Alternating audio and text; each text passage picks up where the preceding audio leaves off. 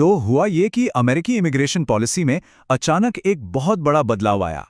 एक ऐसा बदलाव जिसने दुनिया भर के कई देशों के लिए दरवाजे आप कह सकते हैं रातों रात बंद कर दिए। चलिए आज इसी को समझते हैं कि ये वीजा फ्रीज आखिर हुआ क्यों और इसका मतलब क्या है।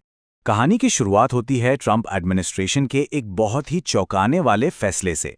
70 से भी ज्यादा देशों के लिए वीजा प्रोसेस पर एकदम से रोक लगा दी गई। अब सोचिए, पाकिस्तान और बांग्लादेश जैसे देशों के लिए ये कितना बड़ा झटका रहा होगा।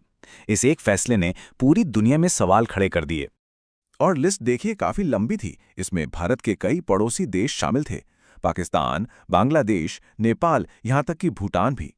जाहिर है इस फैसले ने इस पूरे रीजन में एक तरह की हलचल मचा दी थी।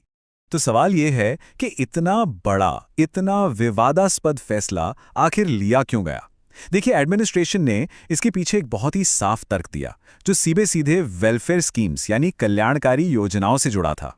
इस पूरी पॉलिसी का जो मूल सिद्धांत था वो इस एक लाइन पर आधारित था कि जो भी इमिग्रेंट अमेरिका आए वो आर्थिक रूप से आत्मनिर्भर हो। मतलब साफ था कि वो अमेरिकी सिस्टम पर किसी भी तरह का बोझ ना बने। तो इस पॉलिसी का सीधा निशाना थे पब्लिक सपोर्ट प्रोग्राम्स, यानी वो सरकारी योजनाएं जो अमेरिकी टैक्सपेयर्स के पैसे से चलती हैं। चिंता ये जाहिर की गई कि कुछ इमिग्रेंट्स इन योजनाओं का गलत फायदा उठा रहे थे, जबकि ये योजनाएं असल में अमेरिकी नागरिकों के लिए बनी हैं। लेकिन ये सिर्फ एक हवाई बात नहीं थी। एडमिनिस्ट्रेशन का दावा था कि इस फैसले के पीछे ठोस आंकड़े थे। तो चलिए अब जरा उस डेटा पर नजर डालते हैं जिसके आधार पर ये इतना बड़ा बैन लगाया गया। और ये रहा वो डेटा।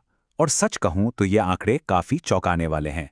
आप देख सकते हैं कि बांग्लादेश से आने वाले लगभग 55% और पाकिस्तान से 41% इमिग्रेंट परिवार किसी न किसी तरह की सरकारी कल्याणकारी योजनाओं पर निर्भर थे।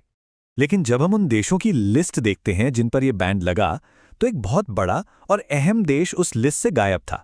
और यही अपवाद कहानी का एक बिल्कुल अलग पहलू हमारे सामने लाता है। ये स्लाइड उस बड़े फर्क को बिल्कुल साफ कर देती है। जहां एक तरफ पाकिस्तान और बांग्लादेश जैसे देशों पर रोक लगी, वहीं भारत इस पूरी लिस्ट में कहीं नहीं था। तो सवाल उठता है, ऐसा क्यों? इसका जवाब सोर्स के मुताबिक भारतीय प्रवासियों की आर्थिक सफलता में छिपा है। उन्हें न सिर्फ टैलेंटेड और मेहनती माना जाता है, बल्कि असलियत में वो अमेरिका में सबसे ज्यादा कमाई करने वाले ग्रुप्स में से एक हैं। पर कहानी में यहां एक बहुत दिलचस्प मोड़ आता है। अगर भारतीय इमिग्रेंट्स इतने सफल थे, तो फिर उन्हें ऑनलाइन नफरत का सामना क्यों करना पड़ रहा था? ये बात थोड़ी अजीब लगती है ना? और यहीं पर एक बहुत जरूरी बात सामने आती है। सोर्स के मुताबिक भारतीय प्रवासियों के खिलाफ जो विरोध था वो उनकी निर्भरता की वजह से नहीं, बल्कि विडंबना देखिए, उनकी सफलता की वजह से था। उन पर नेपोटिज्म यानी भाई भतीजावाद के आरोप लग रहे थे कि वो सिर्फ दूसरे भारतीयों को ही आगे बढ़ाते हैं। अब इस पूरी कहानी को एक और एंगल से देखते हैं, जियोपॉलिटिक्स यानी भू राजनीति।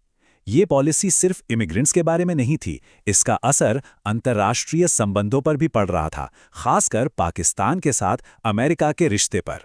सोर्स यहां एक बहुत दिलचस्प फर्क बताता है। उसके हिसाब से एडमिनिस्ट्रेशन ने पाकिस्तानी नागरिकों और पाकिस्तानी सरकार के लिए अपनी पॉलिसी को बिल्कुल अलग रखा। एक तरफ आम लोगों के लिए वीजा बंद कर दिया, वहीं दूसरी तरफ जियोपॉलिटिकल वजहों से पाकिस्तानी सरकार और सेना के साथ स्ट्रेटेजिक सहयोग बनाए रखा। तो इन सब बातों को अगर हम एक साथ देखें तो क्या तस्वीर बनती है? ये सिर्फ एक अकेली पॉलिसी नहीं थी, बल्कि ये अमेरिकी इमिग्रेशन के एक नए दौर की तरफ इशारा कर रही थी।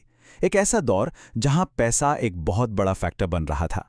ये स्लाइड उस नए मॉडल को दिखाती है। पहला कदम, उन देशों से इमिग्रेशन कम करो जहां लोग सरकारी योजनाओं पर ज्यादा निर्भर हैं। और दूसरा कदम, अमीर और आत्मनिर्भर इमिग्रेंट्स को एक्टिवली खोजो और उन्हें आकर्षित करो।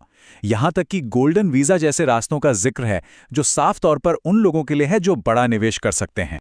तो मतलब साफ है, वो जो पारंपरिक ओपन डोर मॉडल था, उससे हटकर अमेरिका एक ऐसे रास्ते पर बढ़ता दिख रहा है जहां इमिग्रेशन का आधार आपका टैलेंट या जरूरत नहीं, बल्कि आपका पैसा और आपकी आर्थिक हैसियत है। और ये नीतिगत बदलाव हमें इसे एक बहुत बड़े और चुभने वाले सवाल के साथ छोड़ जाता है। क्या अमेरिकन ड्रीम, जिसका सपना दुनिया भर के लोग देखते हैं, वो अब सिर्फ अमीरों के लिए बचा है? ये एक ऐसा सवाल है जो अमेरिका की पहचान के बिल्कुल दिल पर चोट करता है।